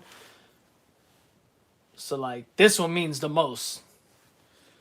Those type of pieces are dope right now. I'm liking these type of pieces. Thank you. Thank you very much. Thank you very much.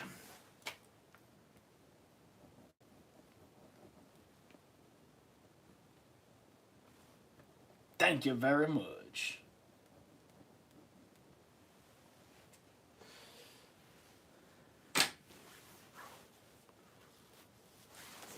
Yeah, I like that.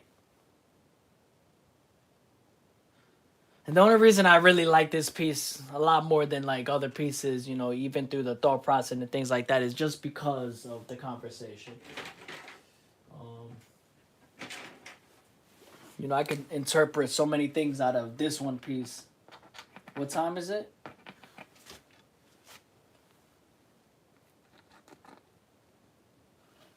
Oh, 3:35, yeah.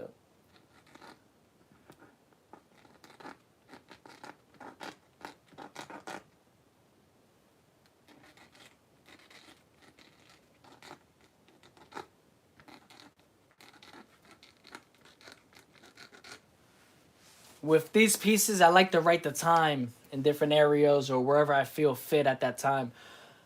Um, I title all these pieces for the most part Dear Diary, and then some of them I'll write.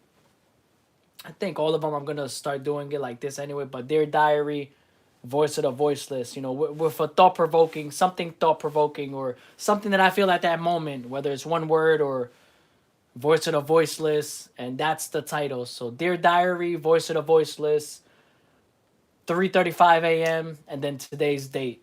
So it highlights the real time emotion of when I created it to give you like that raw experience, knowing like, oh, it was created at 3:35 a.m. on this date, and then you just have this art piece. And for whatever reason right now, every time I'm talking and I'm saying something that is activating Siri. That's weird, bro. Weird. I didn't say hey. I'm not even saying the name because I don't want to activate it. But it just said I can't hear you. Like, what do you mean you can't hear me? I didn't ask if you can hear me. It's like Siri's listening. Thank you. Here, matter of fact, let me show you what I'm talking about, because these are pieces that I have right now on paper that I've been doing. But these are the last few ones from the last couple of days. This one was actually from today that I didn't even finish. But like, for example, oh no, these aren't the ones that I titled. The other ones I titled, I'll show you.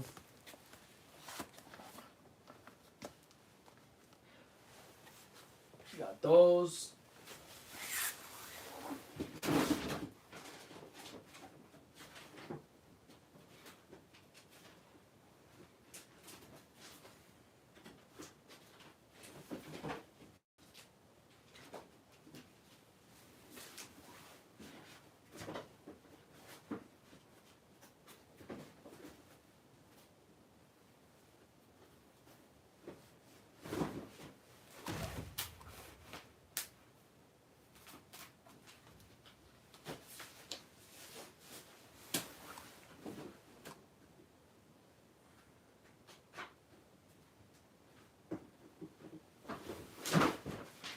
Yeah, I forgot I had all of the box. Alright. This is a lot. This is what I've been creating for like the past month. There's a lot of work here. This is just some of it, but you can get the gist. These are all made, these are all titled in real time, right? So they all are titled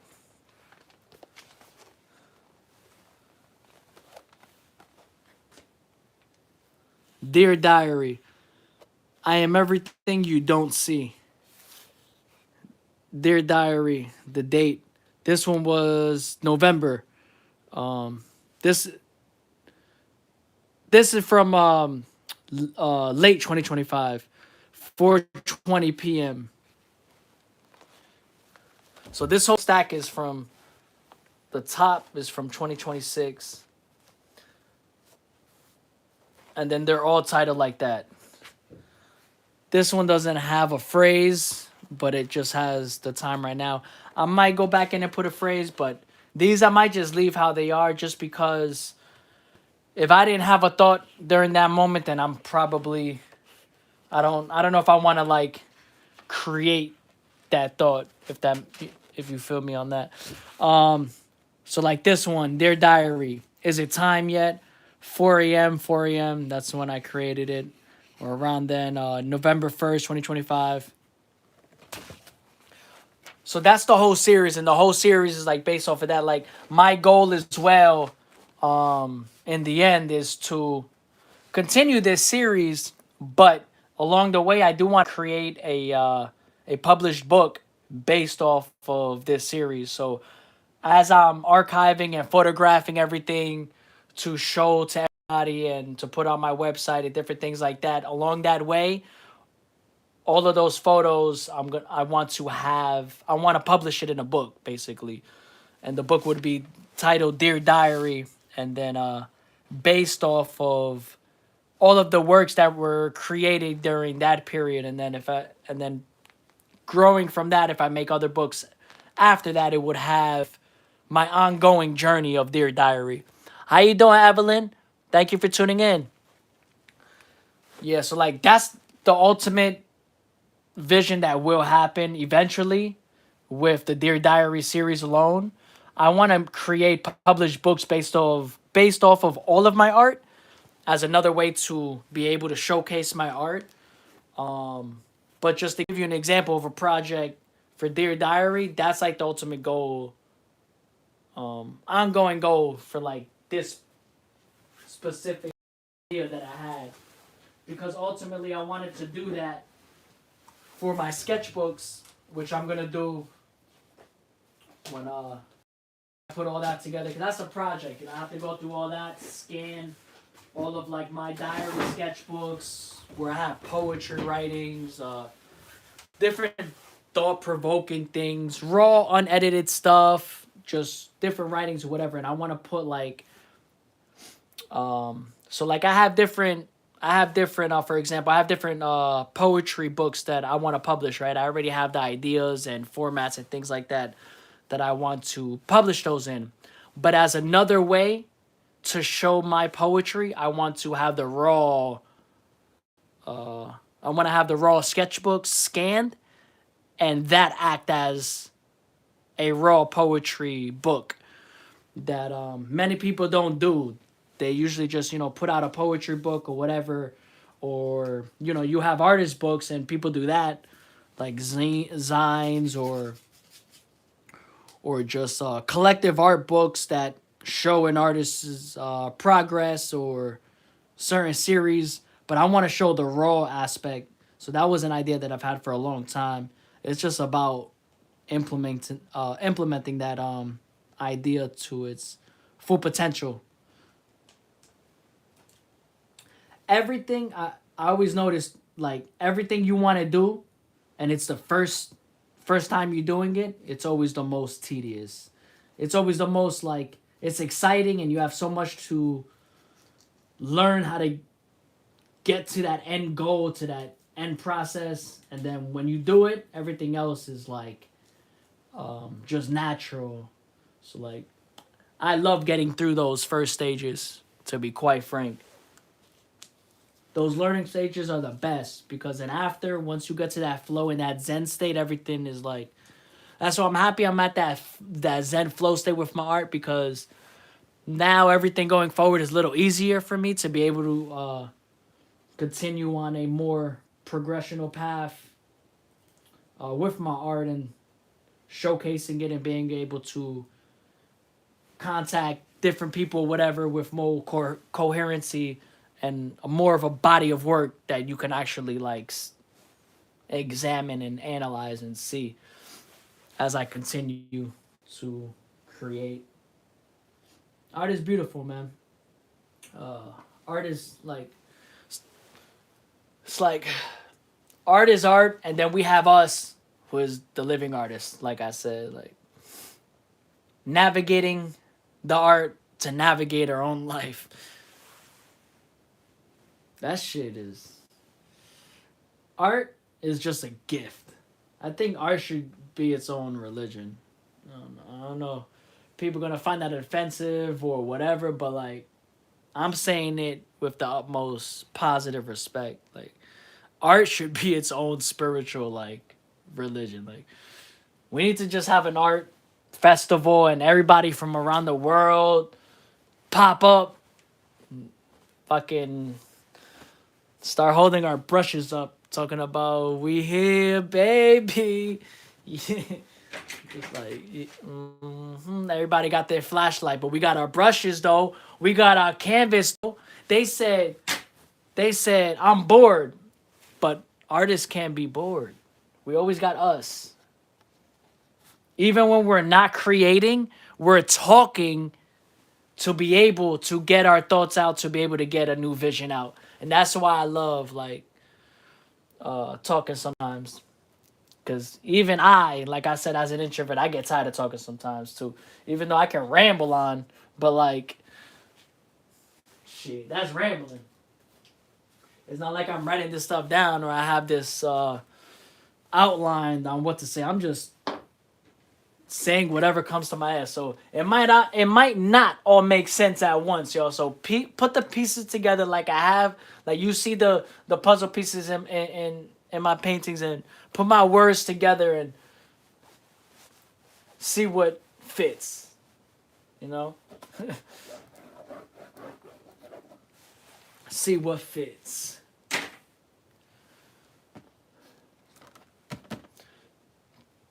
This one, I'm not going to use this one for that. That one needs to be a mixed media or cut up into trading cards, because I don't like the I ripped the endings on that paper.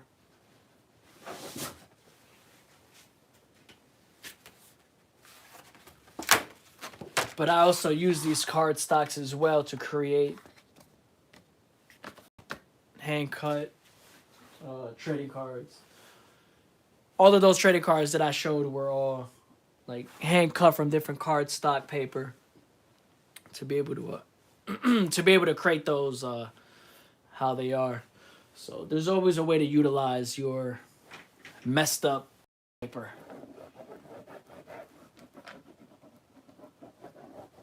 We need to make small art cool again. Or is it already cool and I'm just out the loop? Let me know in the comments. Evelyn, is you in here? No, I don't know why I just yelled. My bad. I hope I didn't yell in your ear. I hope my voice is, is at a good level. Sometimes, like, I have to actually get a mic to be able to hook up to this. It's just easier. So, like, the audio sounds, I don't know, better. I also have a earphone in my ear, too, so I could be sounding a little bit more elevated because I might be trying to speak over it, too. Sometimes I'm a little calm, too. Basically, if I'm hurting y'all ears, let me know in the chat, y'all.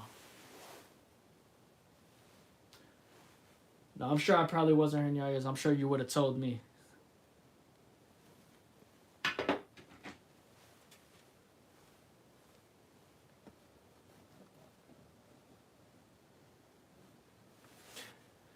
You know, and the thing about art too is like when I got away from like the art therapy aspect, I realized like everything to me is an art therapy, but like sometimes the art piece is just what it is. Like that's why this series is important, Dear Diary, because they are what they are. Like there's like we can talk about each piece 100 times. It's gonna have a different meaning, but it's all in the moment, and I love that. And if Siri goes off one more time, I'm gonna be. Oh, that wasn't Siri. I gotta switch my headphone because if I don't switch my headphone, YouTube is going to possibly what's it called? Copyright this. Oh, for sure. Yeah, if you get tired, you better go to bed. All right, that was a good talk, though. I appreciate talking to you. Unlocking paradoxes. I like that.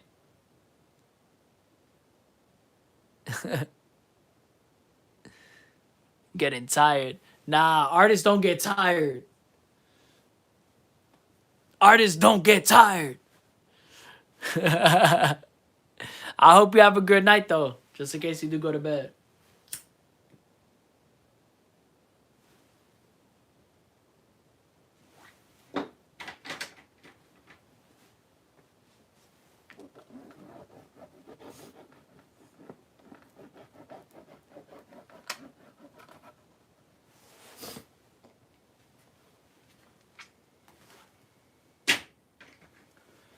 Yeah, I love creating like on paper just quickly and just uh, getting my thoughts out the way I do with these mediums. When I found mediums like this and started to create this way, it changed my whole art practice. Since 2020, ever since then,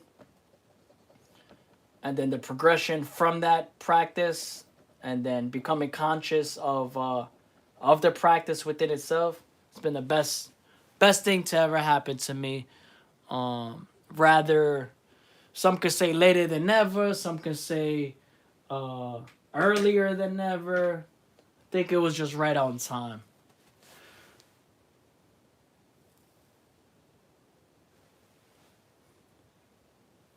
But like I said,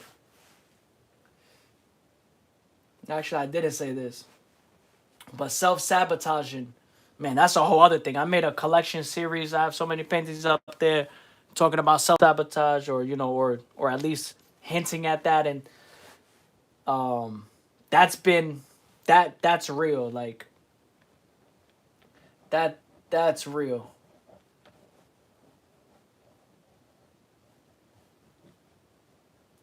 It's like thinking you're not enough, in certain moments in your life.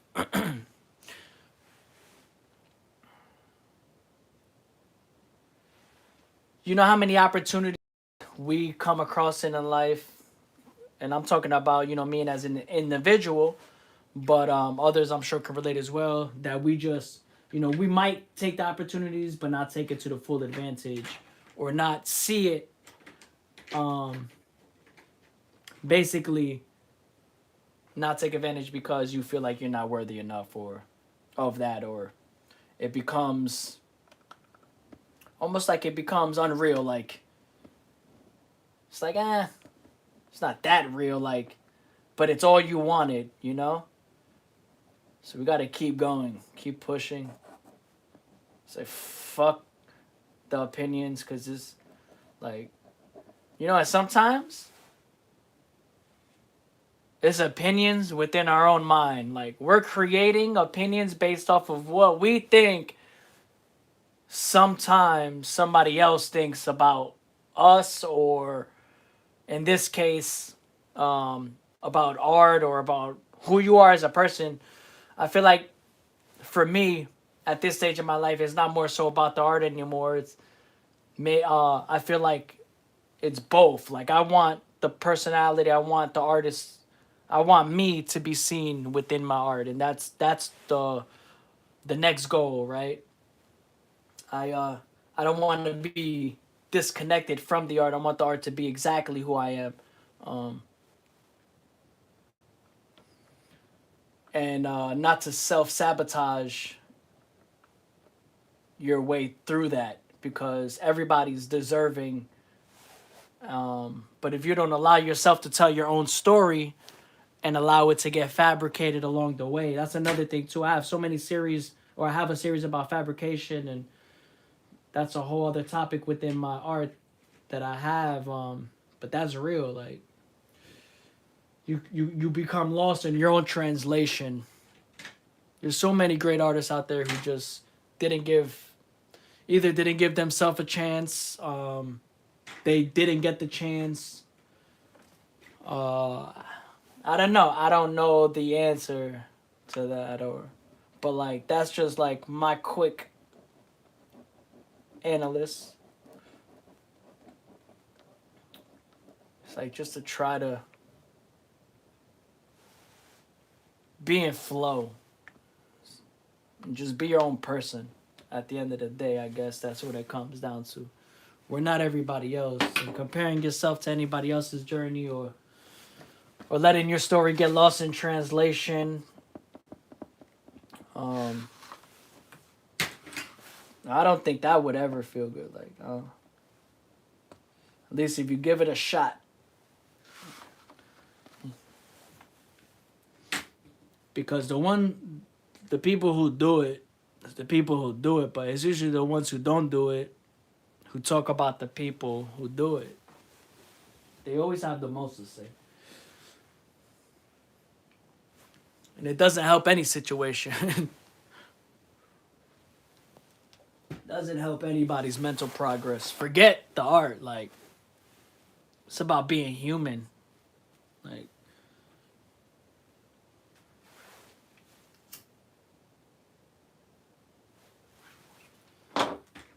it's the empathy. But like I mean, like, nobody's perfect anyway, so like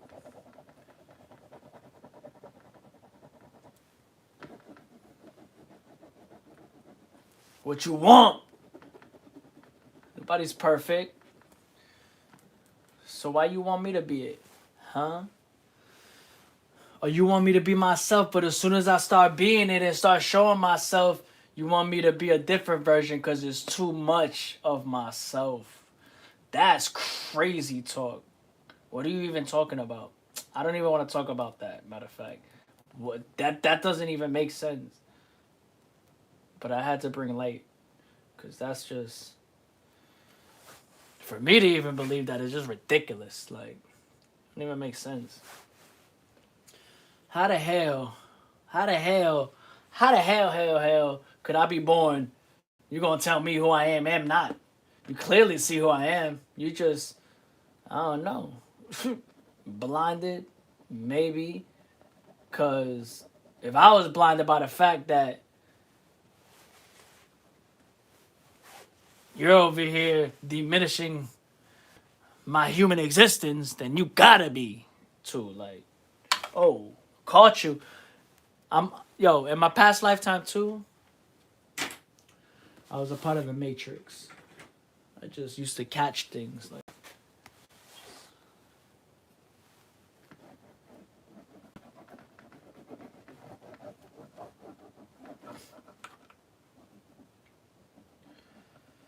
It's like, I really just wanna